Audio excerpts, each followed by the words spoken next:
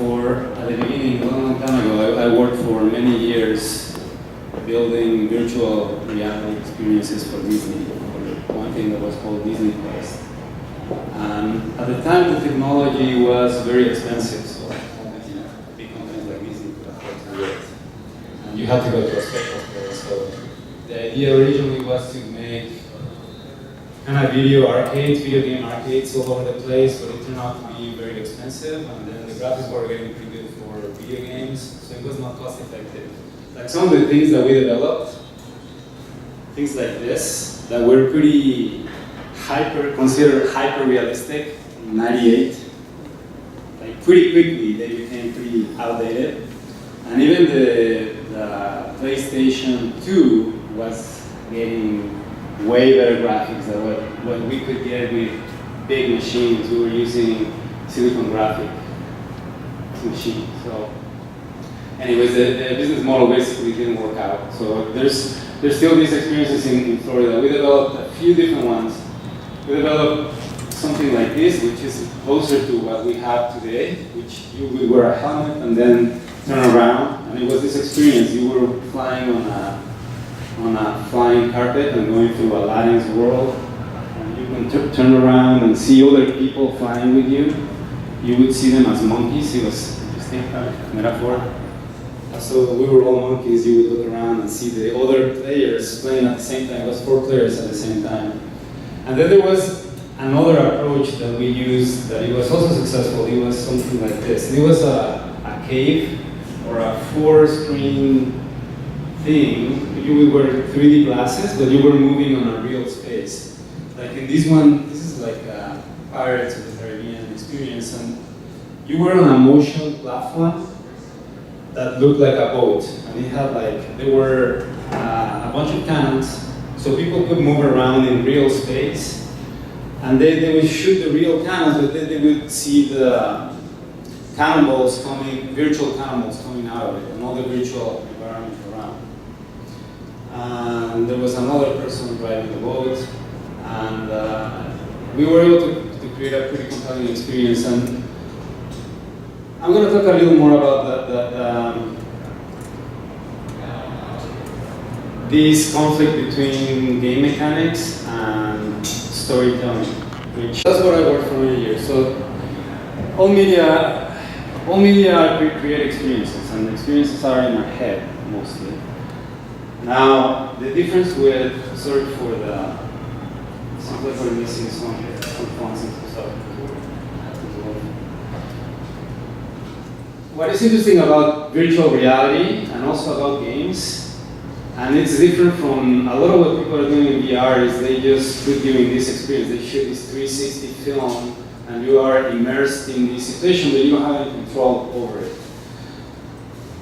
The potential of VR is that you can really interact with it, and that's similar to games, where you can really have an effect on the environment, and you can change the environment, and that allows you to have experiences that you cannot have anywhere else. Because you get, like all experiences, get you some feelings and there's some emotional connection there, but when you are able to modify the environment, then you can have things that have to do with freedom, with choice, with things that you cannot have any other way. And that's why virtual reality is so rich, and also why at the moment I think that the learning that we have done from games could be really useful to create compelling experiences in VR.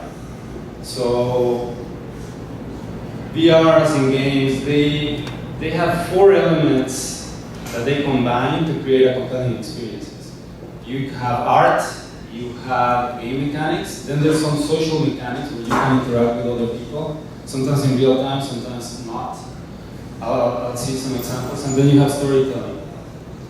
And they are all pretty important, like to create, and to show you a little more about how important it is, I'm going to talk about what are the stages of a successful experience.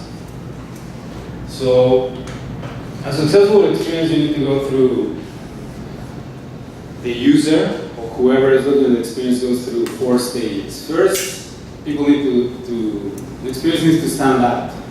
Like what I'm referring here is in the App Store or at the Oculus Store, you see a bunch of different experiences, and yours needs to stand out for users even to try it. Once they stand out, you need to connect. Like even if it stands out, like if you see somebody screaming in the middle of the street and it doesn't make sense to you, you just walk away. But if they're saying something interesting that connects to you, then you go and see what's going on. So the same with experiences, you need to connect. And then you need to engage them. You need to keep them entertained for a little while. And that's where we can learn about a lot from video games. And then you need to really be successful, you need to find a way to scale. For people to talk about your product in a way that more people want to try it. And not only that, the same people want to try it over and over again. What these 4 stages are assuming or taking for granted is that you know your user. This is some pictures from video games, but it's the same for virtual reality. And it's the same, you need to have very clear who you are designing for, because it's what you need to do to stand out and engage this guy is very different from what you need to do to engage these guys. So, I mean, the first step and the most important, like everything revolves around who is your user. And of course, a successful experience, you need to have your goals very clear too. If you're trying to, a lot of the applications for VR are for learning, for example. And if your VR experience is very compelling, but it's not really teaching, then it doesn't work. So, let's go back to these 4 stages. So standout experiences, it's already a lot of them, even though the medium is pretty young. So as you can see, from those 4 elements that I mentioned, art, mechanics, community, story, really what counts at the beginning is, what do you think it counts? Maybe community, maybe if a friend of yours recommended one, the application will stand out. But the other one is art, basically. I mean, you don't have enough information about the mechanics and you don't know the story. So it's basically art. And there's another element that is very important, which is theme. If you are into science fiction, then you will notice anything that has to do with science fiction. So if you have your game or your application from these elements, really what helps you stand out is the community. So if you have people talking about it, the art, and then there's this thing that I'm going to talk a little more about, which is the theme, and that can be supported by all the other elements. Now let's talk a little about Connect. If you see, these are the best-selling experiences on the store right now. And as you can see, none of them look like this. And that doesn't mean like you cannot connect through game mechanics. I mean, this is like a game, like an abstract game.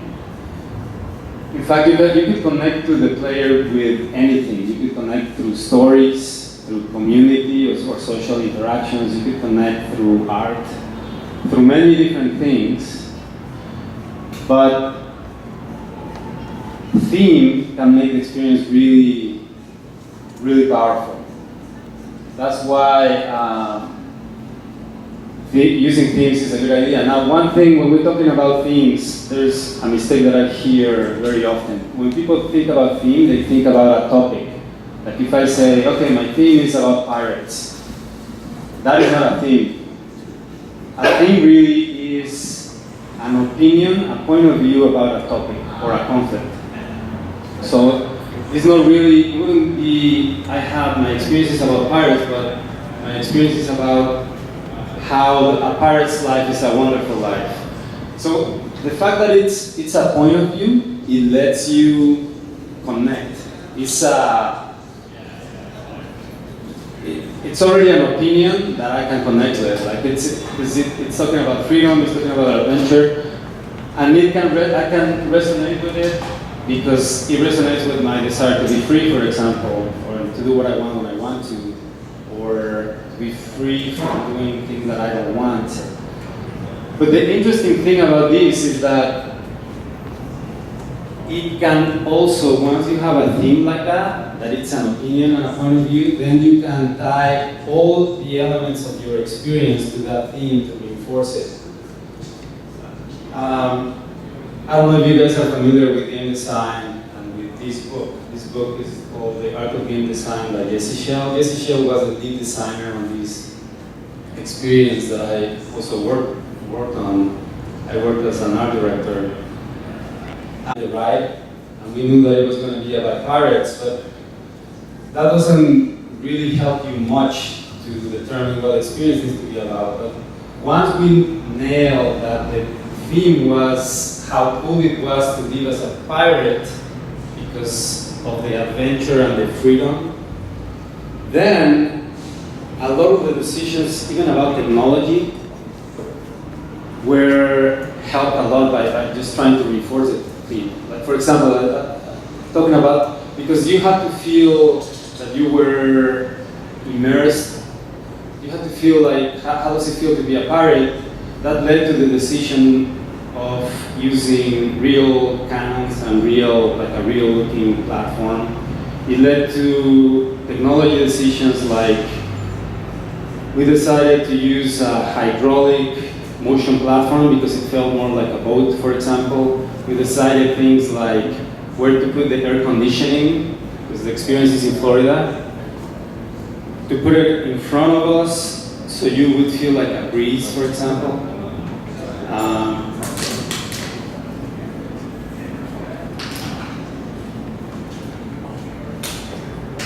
Decisions about game mechanics, for example. Since it was about freedom, we couldn't, it was very important that the users could decide where to go. So that led us to it was for 4 people, but we had 6 cannons, so people could move around the boat wherever they wanted. And they could drive wherever they wanted. So we didn't put them in a specific place, we put them in the middle of the environment, and then they could drive anywhere. Now